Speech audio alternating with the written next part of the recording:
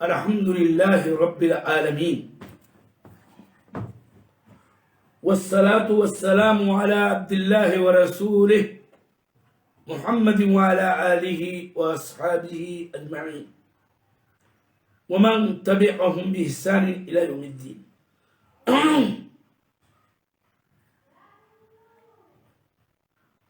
قال النبي صلى الله عليه وسلم كما رواه عنه أبو هريرة رضي الله عنه: عليكم بقيام الليل فإنه دأب الصالحين من قبلكم. الحديث. والحديث أخرجه الإمام الترمذي رحمه الله.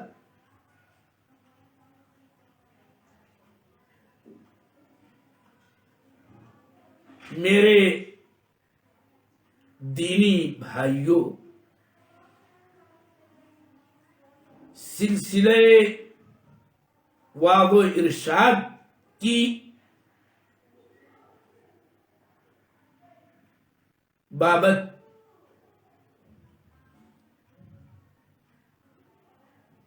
آج میرے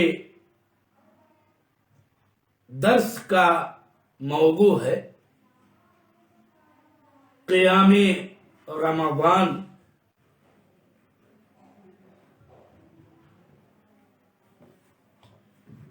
اور اس کی فضیلت اور اس تعلق سے ہمارے عمل، اس کی حالت اور ہماری اصل ذمہ داری.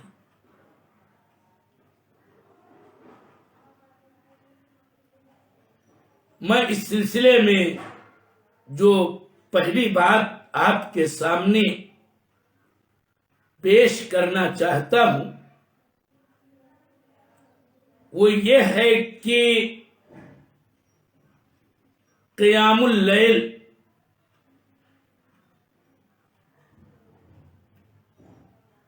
اور اس کی عمومی فضیلت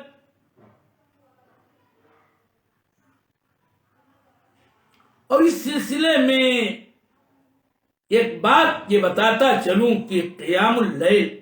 کی بات کریں ہے جس سے اس کو جانا جاتا ہے، اور وہ ہے قیام اللیل. ایک نام قیام اللیل کو اگر ہم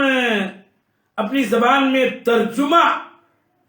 کریں تو رات کا قیام یعنی رات کا کھڑا ہونا، یہ تو بالکل لغوی ترجمہ، مگر اس کا جو شرعی معنی ہے، شرع کی اصطلاح میں قیام اللیل کا مطلب یہ ہے کہ عشاء کی نماز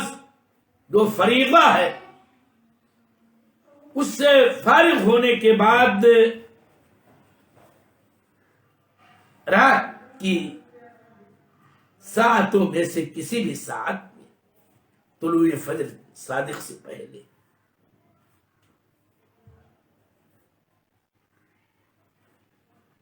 نماز ادا کی جائے کہ جس میں قرآن کریم کی تلاوت کی جاتی ہے. اور اصل یہی ہے کہ مستطیع قدرت رکھنے والے کے لیے کھڑے ہو کر کے اصلاً نماز پڑھنا ہوتا ہے، اور نماز کی ایک حالت ہوتی ہے کہ جس میں کھڑے ہو کر کے قرآن پڑھا جاتا ہے، اور اسی کو شرع کی اصطلاح میں قیام کہا جاتا ہے، جو نماز کے خود صلاۃ کے ارکان میں سے ایک رکن ہے. اور اس اسی کے اعتبار سے جب کوئی نماز رات کی اس گھڑی میں پڑھی جاتی ہے تو اس کو قیام اللیل کہا جاتا ہے۔ ایک نام صلاۃ اللیل ہے، اور صلاۃ اللیل کا ترجمہ ہے رات کی نماز۔ بات وہی کہ چونکہ یہ ہے عشاء آخرہ فریضہ نماز پڑھنے کے بعد رات کے کسی بھی حصے میں یہ نماز پڑھی جاتی ہے، اس لیے اس کو رات کی نماز کہا جاتا ہے، عربی میں صلاۃ اللیل۔ ایک اور نام ہے اور وہ ہے تہجد۔ تہجد کی نافلہ نماز ہم کہہ سکتے ہیں، اور یہ تہجد اس لیے کہا جاتا ہے کہ جو لفظ تہجد وجود سے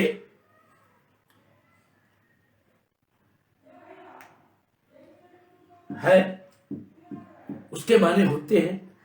نہ سونا۔ جو وقت سونے کا تھا اس میں اٹھ جانا، بیدار ہو جانا، اور یہ بیداری کسی اور مقصد سے نہیں بلکہ اللہ تعالی کے لیے صلاۃ جو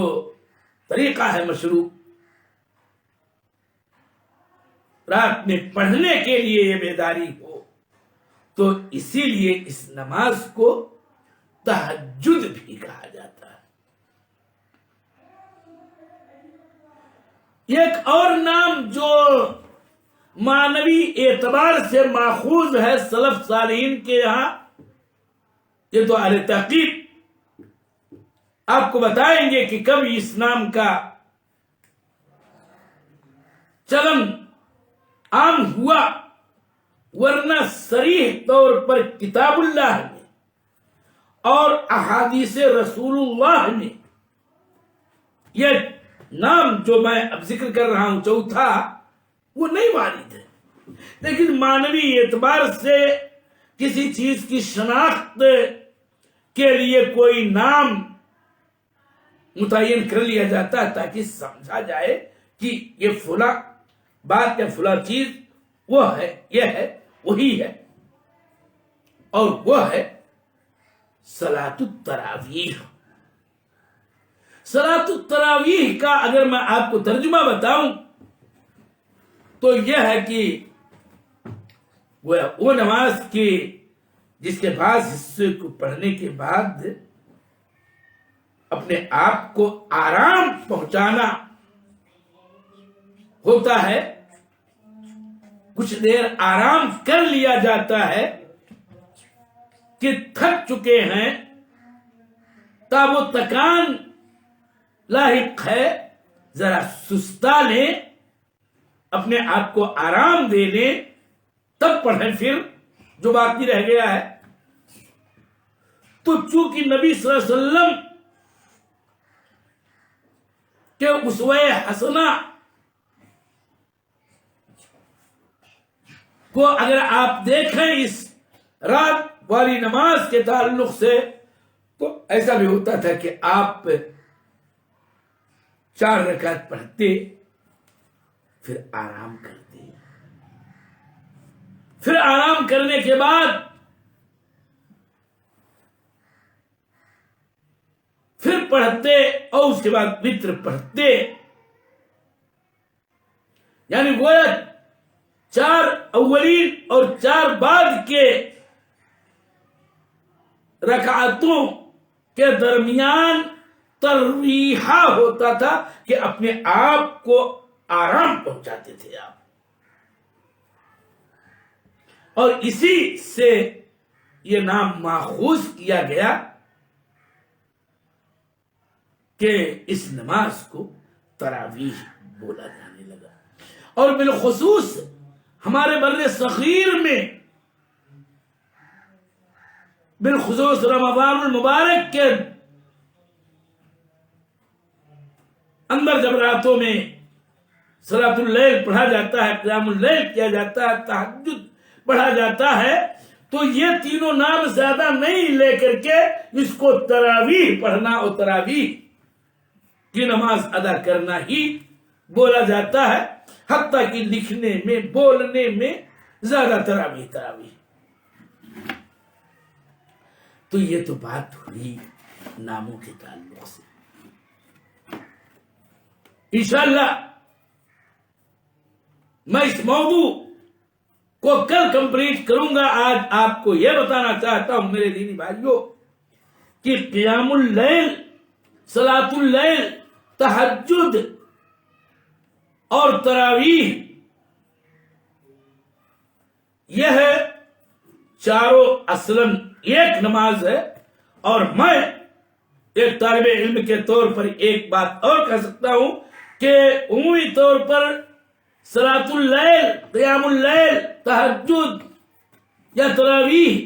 کا ایک اور نام بھی دلیل سے حدیث کے لیا جا سکتا ہے، اور وہ ہے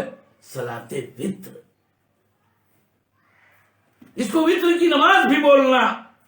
مدلل طور پر ثابت ہے، صحیح ہے، اس میں کوئی شبہ نہیں ہے۔ اور وتر کی نماز کہنے کی وجہ ہے کہ رات کی نماز کا جو طریق نبی صلی اللہ علیہ وسلم نے سکھایا ہے، اس میں خلاصہ یہ ہے کہ جو بھی رات کی نماز پڑھے تو آخر میں ایک رکعت پڑھے کہ اس کی پوری نمازیں طاق، وتر کے ترجمے کے طور پر میں لفظ طاق استعمال کر رہا ہوں تاکہ وتر ہو جائے، شفا کے جو بھی مقابل لفظ ہے۔ تو اس طرح سے 5 نام ہیں میرے دینی بھائیوں۔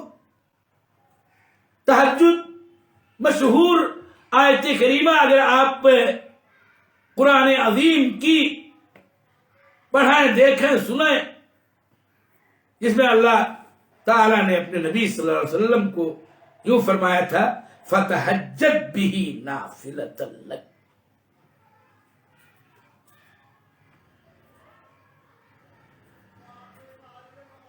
کہ اس قرآن کے ذریعہ تم تہجد کرو، یعنی رات میں بیدار ہو کر کے نماز پڑھو اور نماز میں قرآن پاک کی تلاوت اس کی قرأت کیا کرو، یہ تمہارے لیے نافلہ۔ قیام اللیل نام سورہ مزمل کی آیت کریمہ سے بھی ماخوذ ہے کہ یا ایھا المزمل قم اللیل الا قلیلا۔ تو اللہ تعالی نے اپنے نبی کو قیام کا حکم دیا، اور یہ قیام وہی ہے کہ رات میں نماز پڑھو نفلی۔ آپ کو میں بتاؤں کہ قیام اللیل کا لفظ حدیث میں یوں آیا، ابھی میں نے شروع میں حدیث کا ایک حصہ پڑھا تھا جس میں الفاظ یہ ہے نبی صلی اللہ علیہ وسلم کے، ابو ہریرہ کی روایت رضی اللہ تعالیٰ عنہ کہ علیکم بقیام اللیل، تم پر قیام اللیل کرنا مناسب، لازم پکڑو اس کو، تم اپنے آپ پر قیام اللیل کو لازم پکڑو کہ فَإِنَّهُ تَعْبُ الصَّالِحِينَ مِنْ قَبْلِكُمْ، تم سے پہلے کہ صالحین کی عادت رہی ہے کہ نیکوکار لوگ رات کے اندر قیام کیا کرتے رہے ہیں، یہ رب کی مرضی کا بھی باعث ہے۔ جسم و بدن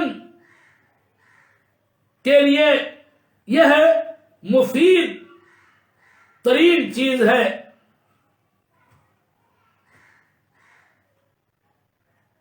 تو رب کی رضا کے جو شرعی اسباب و وسائل ہیں ان میں سے ایک اہم ترین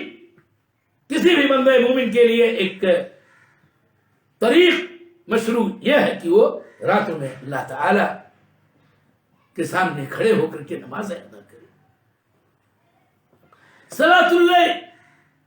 کی رات نماز میں ادا کی جاتی ہے. اللہ کے نبی صلی اللہ علیہ وسلم کے حدیث کا اگر آپ خلاصہ کے طور پر بات سنیں تو آپ نے بارہا اپنی احادیث مبارکہ صحیحہ کے اندر صلاۃ اللیل پر ابھارا ہے ہمیں اور آپ کو.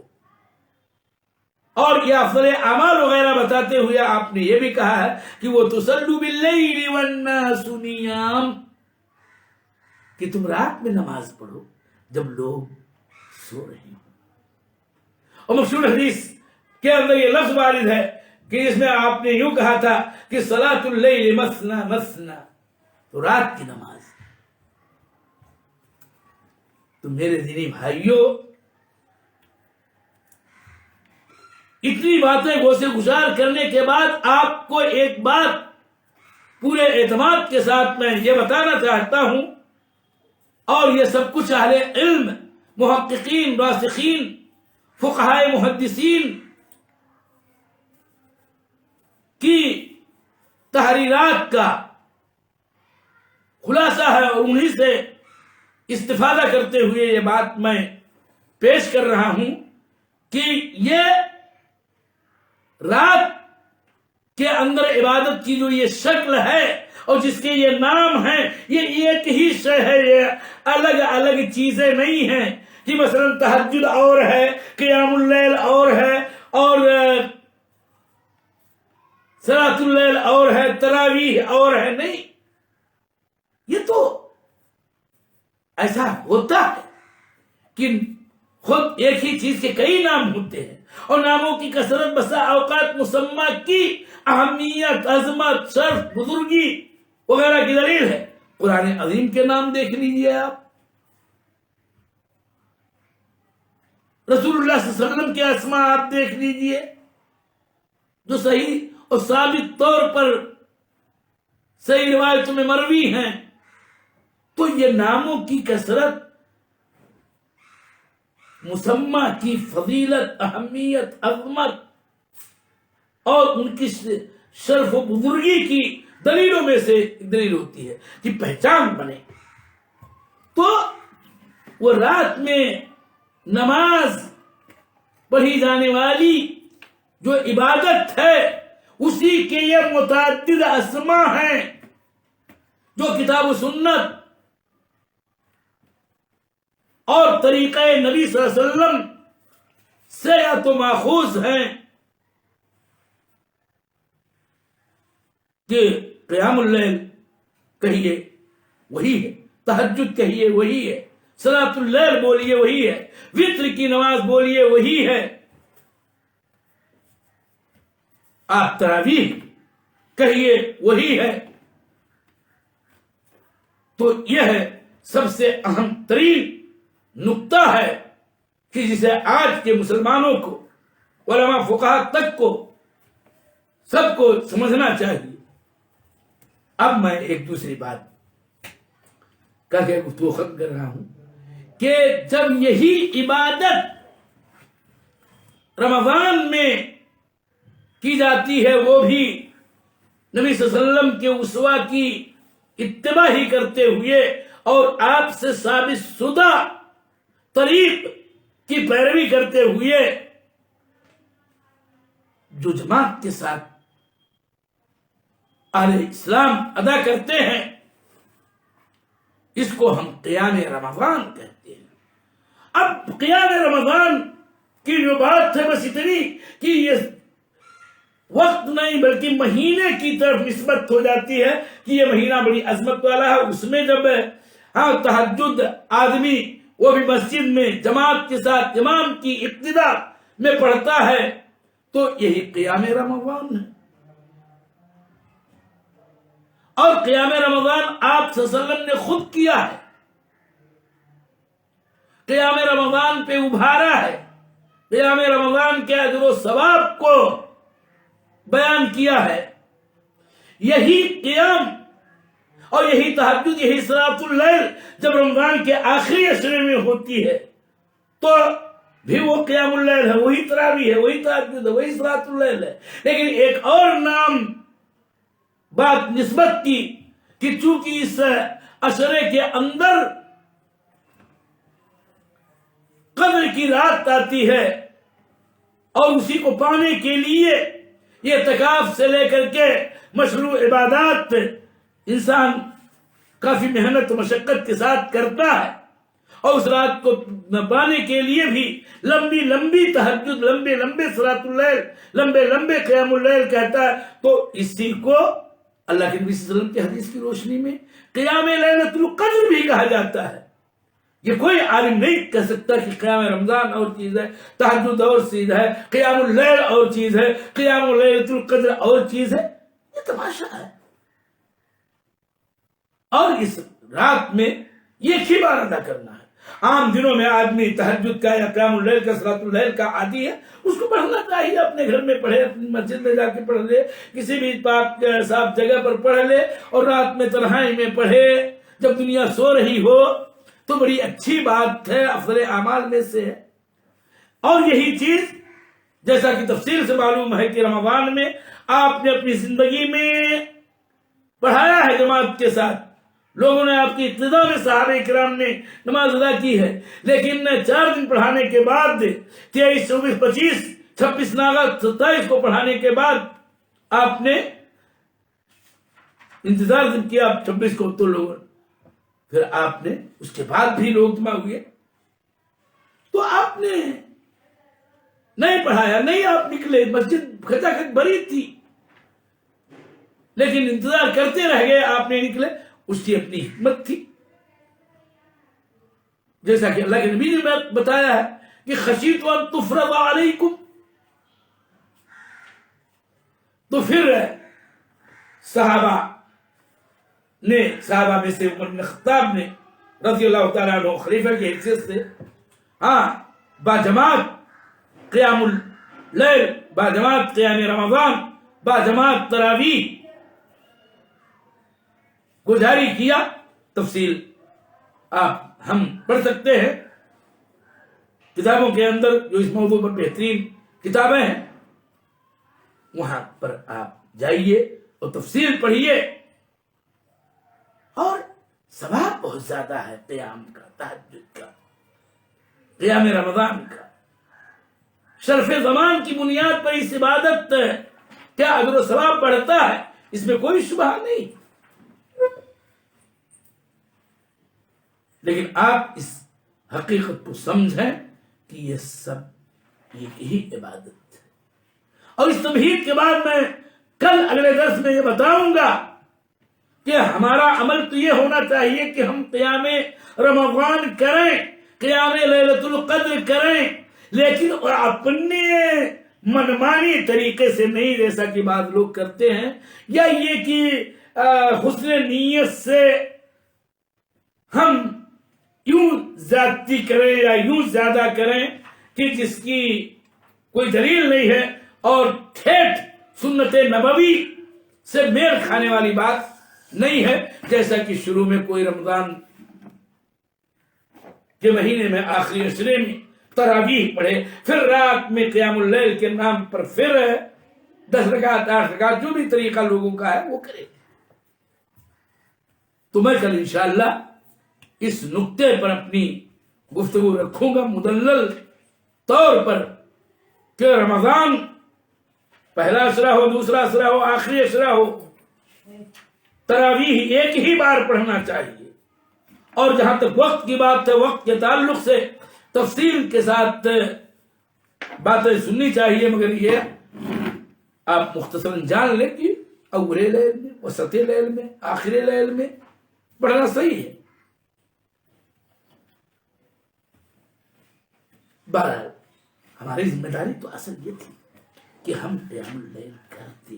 قیام رمضان کرتے، قیام لیلۃ القدر کرتے، مگر اسی طریق پر جو نبی صلی اللہ علیہ وسلم سے ثابت ہے، اور اس سلسلے میں کسی نوع کی خواہ کی منمانی